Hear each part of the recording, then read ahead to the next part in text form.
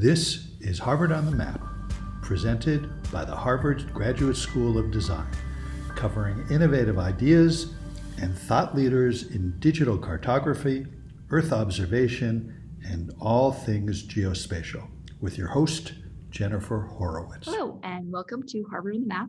I'm here with Dr. Michael Tischler. He's the director of the National Geospatial Program at the U.S. Geological Survey. Thanks for coming on the program. Oh, thank you so much for having me. Yeah. So first, for our listeners who may not know, I wondered if you could tell me a little bit about your role at as the director of the National Geospatial Program, and what your day-to-day, the day-to-day workings of your role look like. Sure. The National Geospatial Program acts as the national mapping agency for the United States domestically. Most countries in developing and developed countries have a national mapping agency. The iteration changes from country to country and what their authorities are. We have the lead mostly for gathering topographic information around the country and producing topographic maps. But truth be told, within the US government, there's probably 25 or 30 different agencies that have some form of mapping responsibility or data generation. It could be Forest Service, it could be Census, it could be NGA, although they're mostly outside of the United States, given their mission. But my role at the USGS and National Geospatial Program is focusing on the topographic information, and oftentimes we will aggregate the information collected by others and bring that into our platform, which we can distribute out to the public. We host the National Map, which is a collection of many of these pieces of data that we put together and compile into our topographic maps and also serve out separately. Some of them we collect ourselves, like elevation and hydrography. Other ones, as I mentioned, we get from other sources. Imagery is a great example. We partner with funding with the Department of Agriculture and their National Agricultural Imagery Program. They fly imagery every year. Every 3 years, they cover the country. And then they give us that data back and we put it on our maps and we jointly serve it. So that's my day-to-day role, is overseeing some of the activities related to anything from map production to geospatial data acquisition, including contracting, to overseeing the quality control of the data that comes back.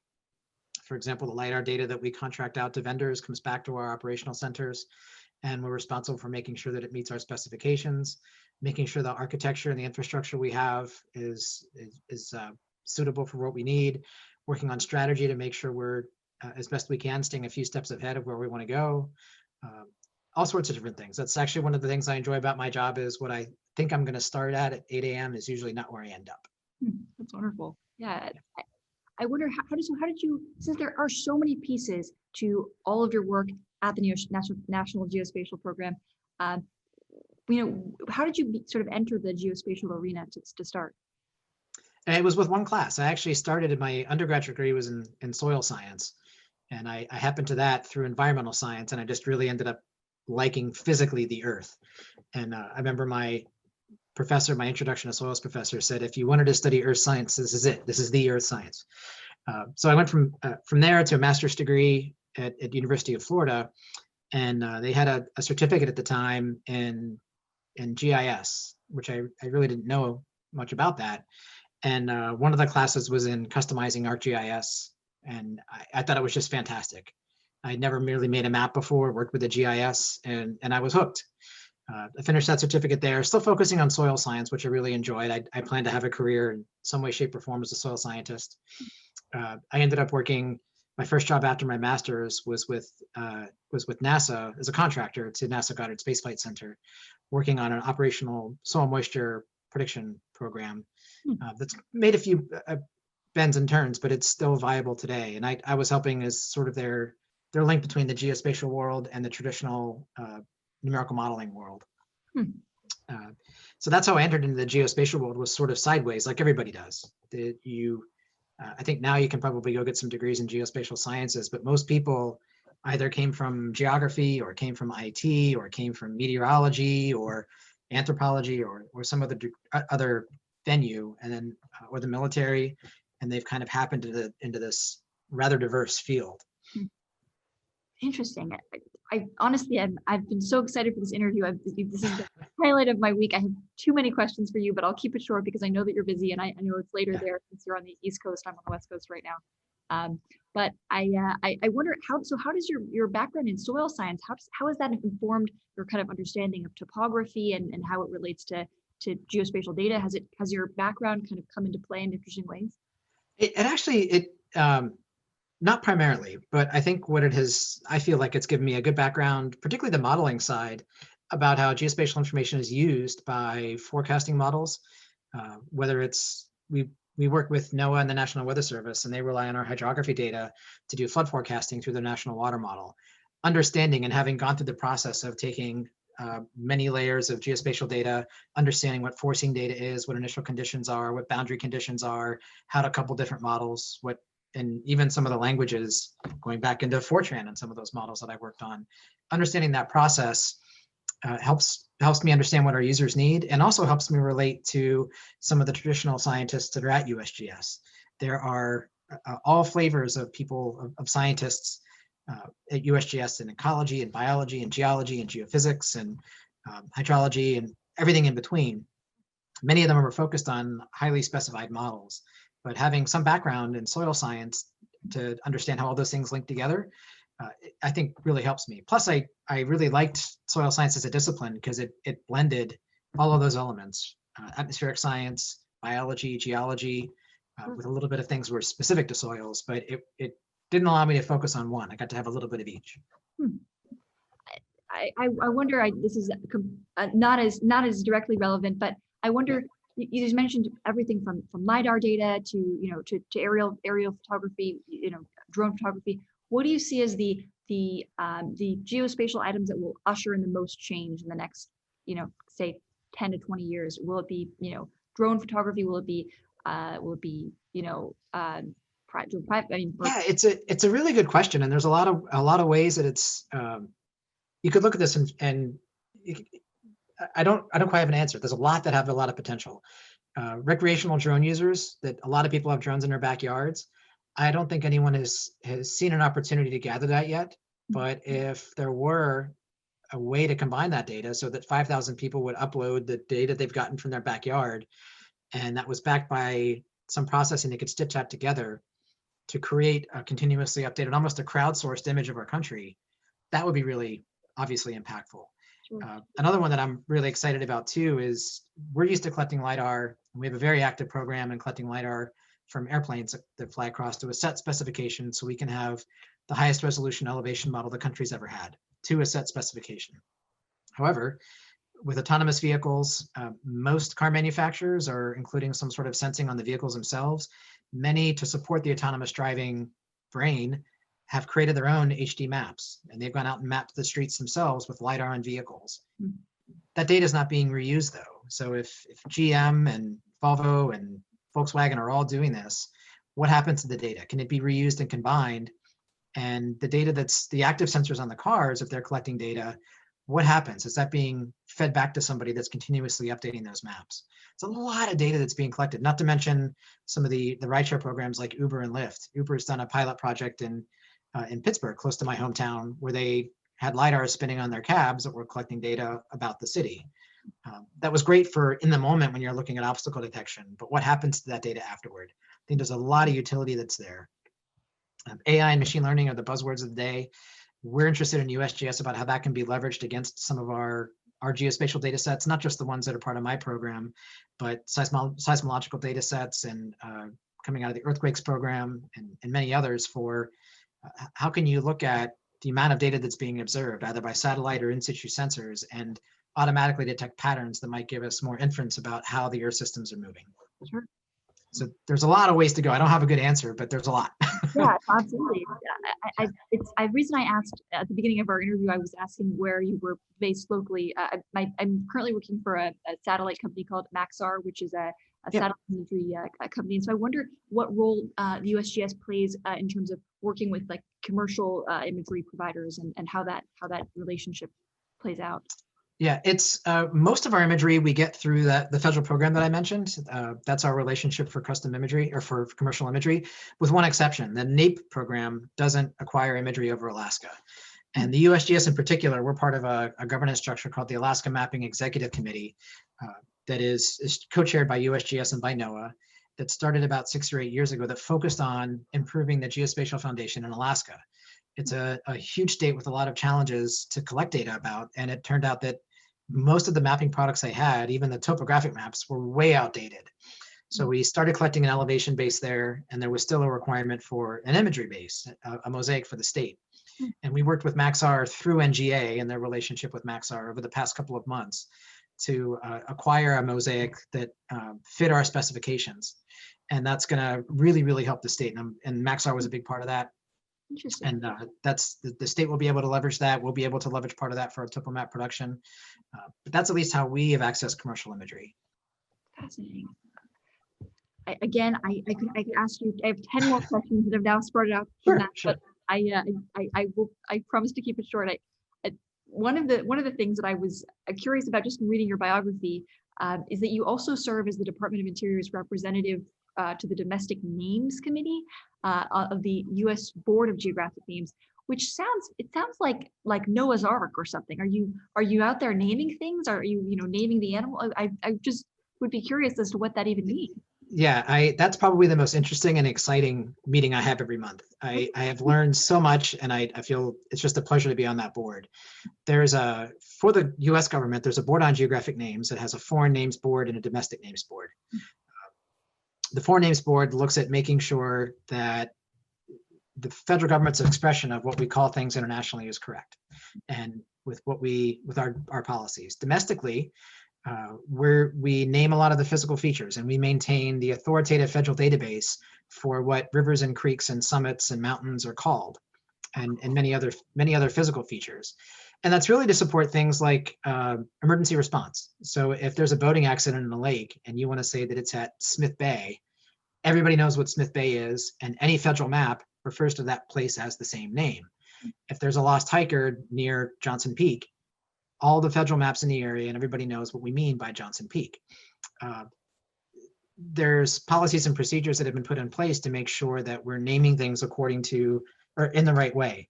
One of the most beautiful rules I think out there is in wilderness areas.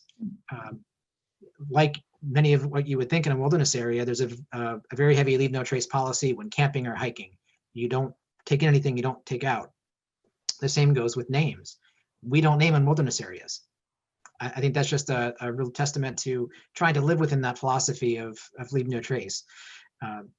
So right now, we look at proposals that citizens like yourself can submit to the Domestic Names Committee for either unnamed features, or if there's a feature that you would like to rename and have a good reason for doing it and according with our policies and procedures, our staff will look at those proposals. They'll do the history and make sure that it meets all the criteria, and then that gets presented to the board. And there's about 15 to 20 of us that meet on a monthly basis that are representatives of any agency that has a stake in this. It could be post office, it could be government publishing office, Forest Service, all the land management agencies like BLM and Fish and Wildlife Service. That might own property that people are wanting to adjudicate a name on. And then we'll make a decision based on our best judgment and our implementation of the policy and interpretation of the policy to do that.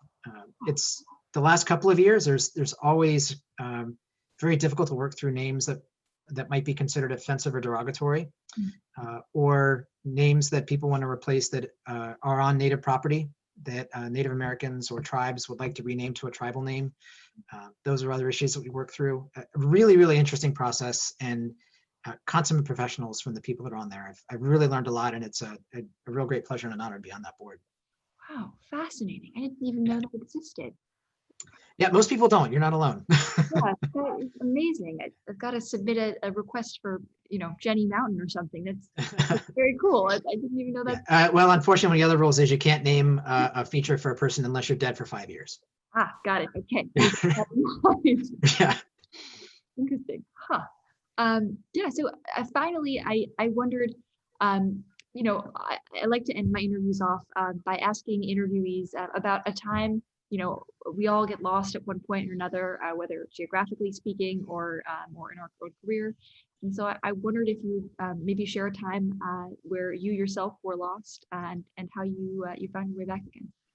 I've actually got two, and I appreciate you giving me a heads up you were going to ask these, so it's giving me a time to prep a little bit. One was when I was working on my PhD, and I was it had to deal with spatial statistics, and I was really stuck in how to complete this. And I had a good friend who now I think might work for Maxar and machine learning.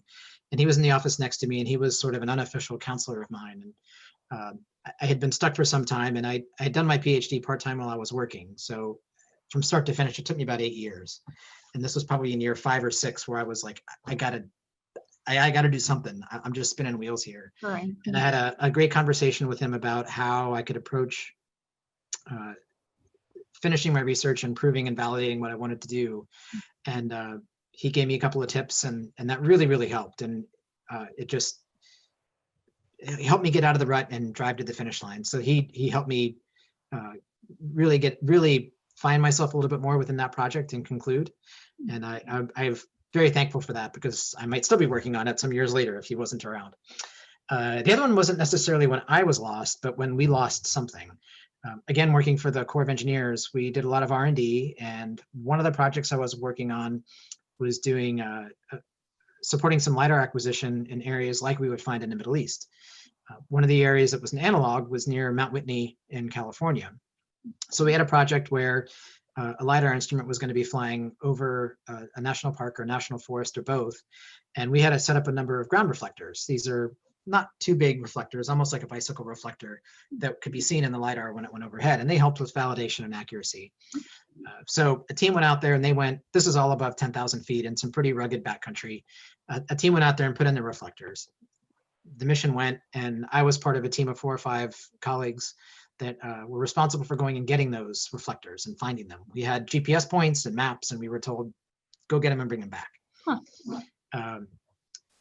So of the 6 of us that were there, one person I'm convinced was born on boulders in Colorado and just knew how to navigate. One person was into adventure racing. Another one is about 6'3" and mostly legs. And then there was another guy that just, I think, could walk like Forrest Gump for years and not stop. And then there was myself, who not exactly a paragon of fitness even at that time. Another friend of mine that was more of a software developer and not exactly the guy that you would send into the backwoods. So I think there were 6 of us, and we set out and had all of our gear. And that might be the most physically arduous thing I've ever done. We hiked our way up there. We made it to the locations. We had all our GPS points on the first day, and we split off into teams in 2 to find these maybe 12 or 15 reflectors. We got back to camp at the end of the first day after traipsing around above 10,000 feet, and I was physically beat. You're dealing with, I was on the East Coast at the time, going to West Coast. There's some altitude issues, not to mention I was out of shape. So we get back to camp. We realized that we had all but I think 3 of these reflectors, and the gentleman that was leading our party said, you know what, this is going to have to be good enough. We're not going to be able to find these. It was really difficult. Whatever, these things were lost, and either we weren't navigating to them properly, or we weren't able to find them. So we hiked down the next day. We hauled butt, and I remember when I got back to the parking lot, I kissed the ground. I cried. I was that beat. We flew in and out of Las Vegas. So I think we stayed in town that night in California, drove to Las Vegas the next day. We were in the airport where we finally had reception, and called our project chief back at the Corps of Engineers while we were having lunch ready to board our flight. Had pizza and had beers. And the group that was leading our little party, I could see him on the phone talking with our project chief. And his face got kind of sour when he was saying that, from my end, I saw this guy saying, well, we did pretty good. We got like 12 or 15. And he said, what do you mean? I said, no, we're not going back. Like we didn't leave anything. And so the guy that was part of our team, he said, all right, I was told I got to go back and get those other 3. Oh no. And so there's 6 of us that are there, and none of us wanted to go back. And I when we split up into teams of 2, I was on the team of 2 that failed to get one of those reflectors. So I saw some responsibility. So I raised my hand and said, I'll go. And the other guy that was a software developer you would never want to throw in this situation said, all right, Mike, I'll go with you too. The other 4 guys looked at this. And I later found out what went through one of my friends' heads was, you're going to die. So my friend, we headed out, got some new boots for my buddy, and we did it all again and found the reflectors. We did not die. And I think it was a little better acclimatized. So I think I earned some respect from my guys, and I have never wanted to go above 10,000 feet again. But it was a great experience, and we were able to, more importantly, not leave anything in the national forest, which was really the intent, is to make sure that we didn't leave any artifacts. Sure. So it's a long way of saying that was a heck of a hike. Yeah. Twice. Oh my gosh, that's amazing. Wow. Yeah. I have not yet done Mount Whitney, but that's one of my California bucket list items I must have got to do. Yeah. Interesting. Wow. Yeah. Well, that's fascinating. This has been so illuminating, and I really hope I get to talk to you soon. I've been hearing a lot about the Herndon area of late, and so I hope you're having a wonderful time in Virginia. Yeah. And I appreciate it. Thank you for your time. Oh, no, thank you for the invitation.